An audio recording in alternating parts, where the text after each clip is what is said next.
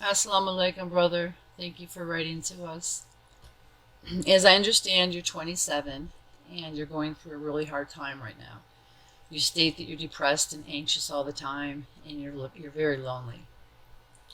You also state that all of your life has been a failure, that you didn't do well in your studies, you wanted to be a cricketer but wasn't supported, you became lazy and ignorant, although you did keep your prayers, and you were hurt and didn't take your responsibilities seriously. At this point in your life, you do want to get married. You do want to be desired. You want to feel attractive. And you want whoever you marry to feel attracted to you. And that is, that's an important point. Compatibility, feeling an attraction for someone, having things in common, are all important when it comes to a marriage. But first, I want to mention something that you yourself said at the end of the question, right? So you said, please tell me, how do I carry myself forward with hope and a smile?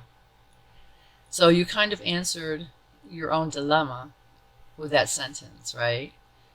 You do just that. You move forward with hope and a smile. And what that means, or what that entails, is instead of saying, I'm not good looking, I'm a failure, I'm anxious all the time, I'm depressed, I can't do anything, I can't, help, my parents as much as I want, I can't help the poor. I mean, if you stop with the negative self-talk and turn it around and use positive self-talk, right? That will help. That will help to move forward with hope and also a smile. Now, brother, I would like you to, In Sha Allah, make a list of all of your positive points. That can go from you have nice eyebrows, you like the color of your eyes, you have nice hands, you carry yourself well in public, you're friendly, you're giving, you're a good Muslim, you love Allah, you try to help the poor, you are working, etc., etc. And also include like things you have, accomplished, whether it's accomplishing high school or part of college or whatever it is that you have accomplished. Write it down. Write down positive things about your looks, positive things about your spirituality, positive things about your accomplishments, and also make a list of things moving forward, how you can attain what you would like to attain. But the first step is stopping the negative self-talk, stop fixating on the past mistakes, because as human beings we all make mistakes and we all have failures. But actually failures are not failures, they're just lessons. There's a learning step to success, So if you look at things through a different lens and look at yourself through a different lens, you might really like what you see. But right now, all I can tell is that you're focusing on all the negative. And so, of course, you're going to feel depressed and anxious all the time. Of course, you're going to feel like, nobody's going to want you and you're lonely, and things of that nature. However, if you turn the self-talk into something positive, upbuilding, and uplifting, In Sha Allah, over a period of time, you will start to feel that.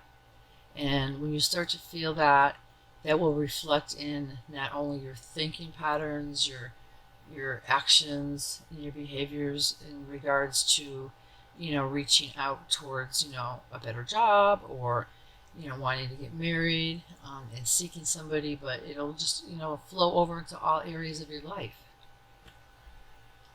If we constantly focus on the negative, then that's all we can see. If we focus on the positive, right, we're more likely to develop a sense of hope and a sense of happiness. And when we think about the positive things and the blessings that we do have rather than just the negative, we can smile more. So In Sha Allah, brother, please do write out those lists.